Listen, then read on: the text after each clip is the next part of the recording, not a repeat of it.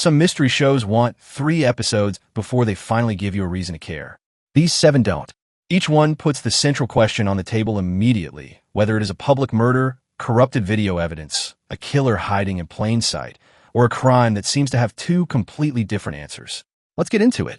A woman is sitting on a beach with her husband and young son when she suddenly walks over to a complete stranger and attacks him in front of everyone.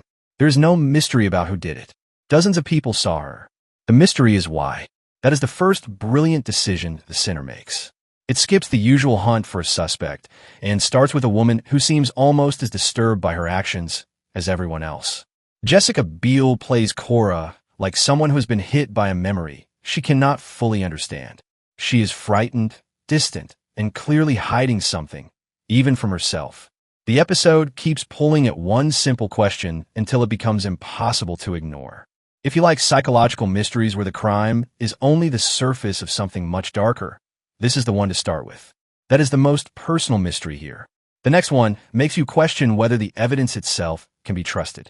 A British soldier is cleared of a crime after the video evidence against him is proven unreliable. Then, almost immediately, new footage appears showing him committing another one. That is where the capture begins, and it wastes no time making you suspicious of every screen in the room. Sean Emery insists the footage is wrong. The cameras seem to say otherwise. And Detective Rachel Carey is left trying to work out whether she is dealing with a guilty man, broken technology, or something much bigger. The tension comes from a very modern fear. We trust video because it feels objective. People can lie. Memories can fail. But a camera is supposed to show what happened. This show asks what happens when that assumption stops being safe. If you want a fast conspiracy mystery that keeps changing what you think you saw, start this one tonight.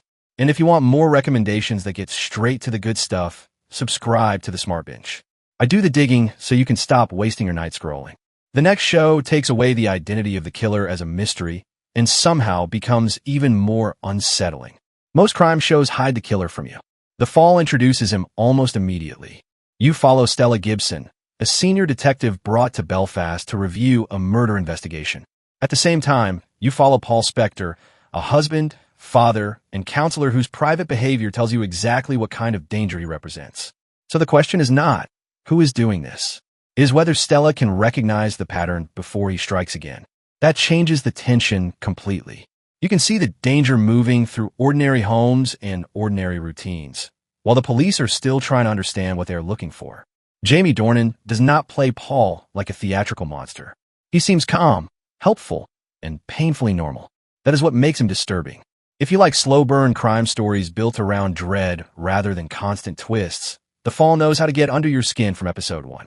The next mystery replaces quiet menace with wealth, marriage, and the feeling that everyone in the room is lying politely. Grace Fraser has the kind of life that looks protected from real disaster. She is a successful therapist. Her husband is a respected doctor.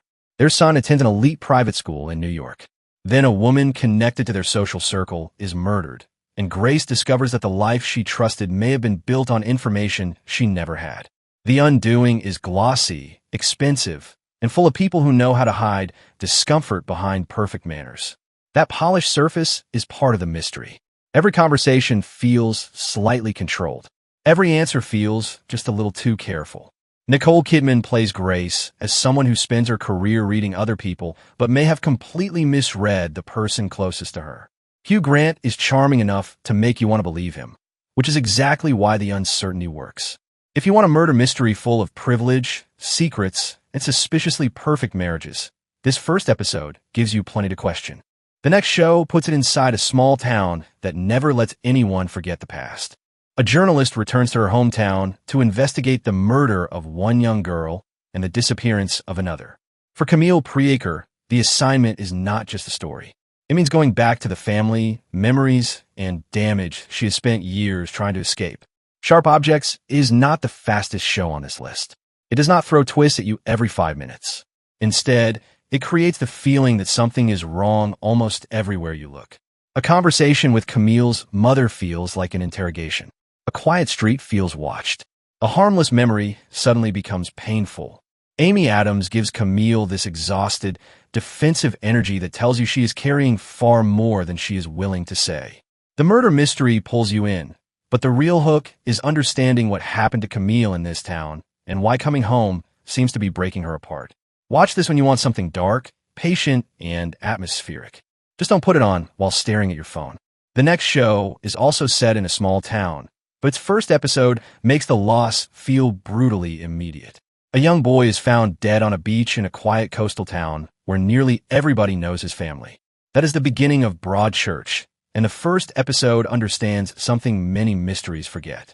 A murder does not only create a case. It tears through every person connected to the victim. Detective Alec Hardy is an outsider brought in to lead the investigation. Ellie Miller is a local officer who knows the town, the family, and many of the people they may have to question. David Tennant makes Hardy sharp and difficult. Olivia Colman gives Ellie warmth and a real emotional connection to the community. Together, they give the investigation two completely different perspectives. The episode is sad, tense, and deeply human without turning the grief into cheap manipulation. And because the town is so close-knit, the central question becomes even worse. If everyone knows everyone, then the person responsible may already be standing beside them. If you like mysteries where the characters matter as much as the clues, Broadchurch earns your attention immediately. The final show begins with a case that looks completely solved until reality stops making sense. A child is murdered, and the evidence against one local man seems overwhelming.